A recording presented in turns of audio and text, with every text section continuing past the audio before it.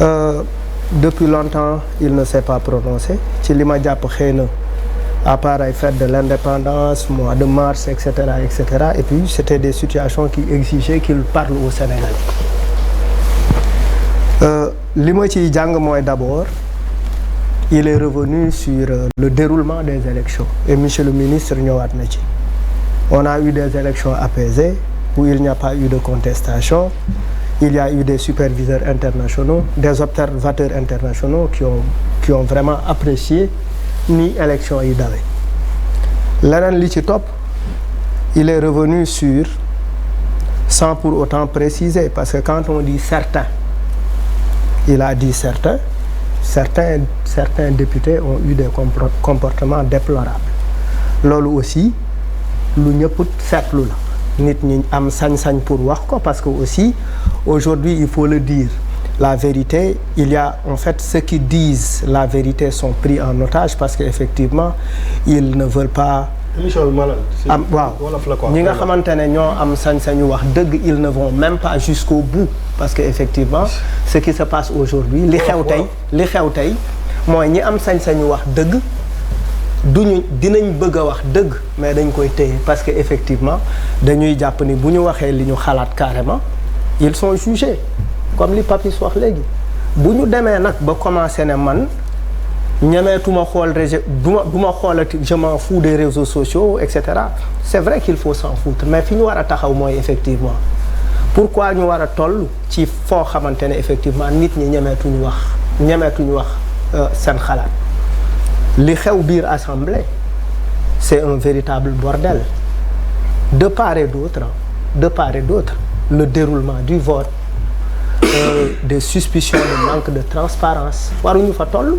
On a eu des élections apaisées on a eu des élections yi nga xamante ne ay élections yu baax la observateurs yi wax nañ ñu ko pourquoi on ne peut pas avoir les mêmes élections à l'Assemblée nationale parce que élection boobu moo gën a ndaw voter pour effectivement élire le bureau de l'Assemblée.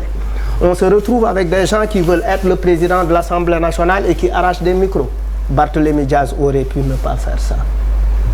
Il est pour man li muy représenter dépassé na loolu. Il est maire de Dakar. Il est un très bon politique, il est présent sur le terrain, mais la rue n'est pas l'Assemblée nationale. Quand on choisit d'aller à l'Assemblée nationale, il faut qu'on en assume la transition. Assumer transition bi mooy effectivement, moi j'ai pas été content de l'attitude de Guy Marius Sagna. Quelqu'un que je supporte, quelqu'un que j'aime, quelqu'un que j'apprécie, mais quelqu'un que je vois arracher également. J'ai eu mal ce jour-là que je vois arracher la caisse. Est-ce que les Guy Marius Sagna bu fekkee seeni argument mooy effectivement il faut qu'on bloque mais il faut trouver un autre argument parce que l'argument de l'impartialité de nu mu tuddati nuñ koy woowee l'autre l'a développé ici du incompatibilité argument boobu taxawul aussi parce que il y a un délai de 8 jours et ça presque tous les Sénégalais le savent xam nga beneen affaire bi ci topp mooy pour moi à mon avis on doit même refaire ce vote-là. Pourquoi ñu war ko refaire? Pour effectivement rendre à l'Assemblée l'image qu'elle mérite. L'image qu'elle mérite, c'est une image où effectivement image bu respectable. Parce que quand Mimi Touré dit que moi je n'ai pas voté, je n'ai pas donné de procuration, elle n'a pas donné de procuration. Elle est sortie de la salle. Et on a vu effectivement un Farba Ngom qui défile à l'Assemblée comme s'il était au marché. C'est des choses qu'on ne peut pas comprendre.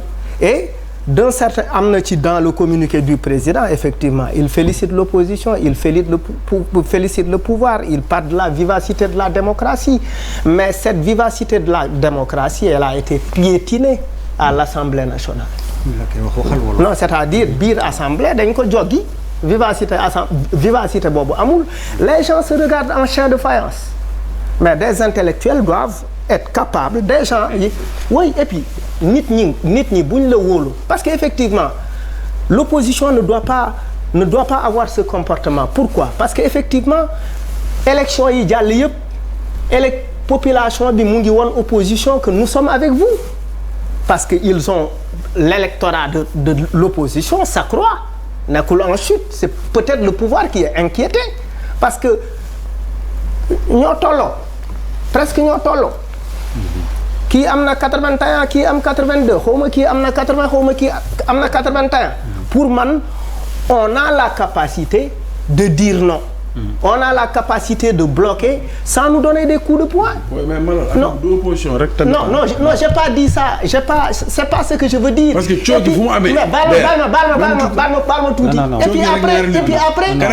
puis après, comment on peut retrouver dans un vote sérieux du bureau de l'Assemblée un intrus? Un intrus, quelqu'un boo xamante ne en fait tu n'es pas député.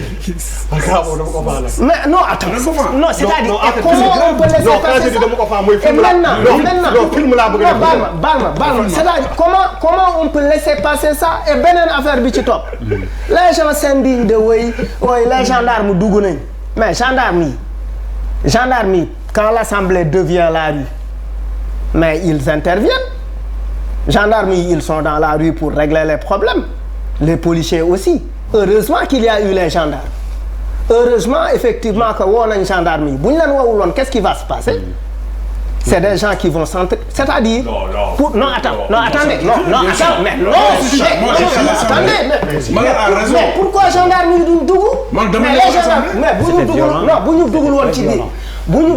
parce que pour moi. Affaire de non attendez non nañ dépassionné je suis d'accord dépassionné moo tax ma sol mbaxane bi ma sol. non mais attends mais mais bu affaire bi nuroowee mbedd. ñu woo ñi nga xamante ne ñooy régler affaire yi mu jaar yoon et loolu ñun li ñuy xaar ci opposition.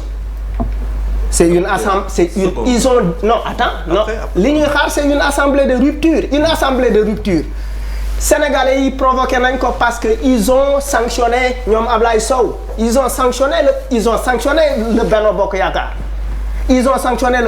Bokk Yaakaar en leur disant pour la première fois de l'histoire du Sénégal opposition ak pouvoir dinañu xaw a laale maintenant dans le message de Macky Sall. am na loo xamante ne nit ñi percevoir wuñ ko c'est un appel implicite non assumé au dialogue. Oui mais dañ koy dégg c'est un appel au dialogue il parle de vivacité de la démocratie il dit que oui dëkk dañ ko il parle implicite de concertation. Okay. C'est un appel du pied il veut dire et puis aussi il y a un point important il dit il faut que ñu waxtaan ak les associations des consommateurs il faut que ñu waxtaan avec ñi nga xamante ne la société civile etc. les syndicats pour discuter aussi des choses qui sont liées à la cherté de la vie loolu aussi mënuñu ko omettre et ça la cherté de la vie est une question centrale parce que xam nga lan la mboq di jar léegi mboq ñaata 250 mais damitu mboq 250 lay jar non mais Awa Ndiaye damitu mboq 250 non bul yokk non mboq Fuuta ak mboq Fatick du ñu benn non mboq bul yokk na waxtaan bi neex rek man de Thiès man de buntu Thiès jëndee ma ko buntu foire ci barke Rasulullah tey buntu foire ci Dalanda Diallo laa jëndee non j'ai acheté mais laissez-le parler j'ai acheté. waxtaan bi lay neex. non dinañ dem ba Thiès buntu péage bi fa la gën a yombee. buntu foire. j'ai acheté si Dalanda Diallo jabaru Algasimu Diallo. waaw j'ai acheté maa ngi jënd mboq damitu mboq 250 ma ne ko lan mu ne ma Ukraine. waaw non mais attends s'il te plaît mais Charles s'il te plaît mais dafa am loo xamante ne il faut que ñu relativiser lu bëri. d'ailleurs suñu assemblée lu ñu ko tënkee Afrique bi yëpp moo ñu koy envier moi j'ai fait tout à l'heure un débat sur une chaîne étrangère ay africains ñoo doon wax ay journalistes africains ak ay borom kii ay kàngam africains ñun tous les africains nous envient suñu démocratie bi doon waxante dëgg configuration assemblée xëy na dafa am loo xamante ne tam mosuñu ko am mooy foo xamante ne entre majorité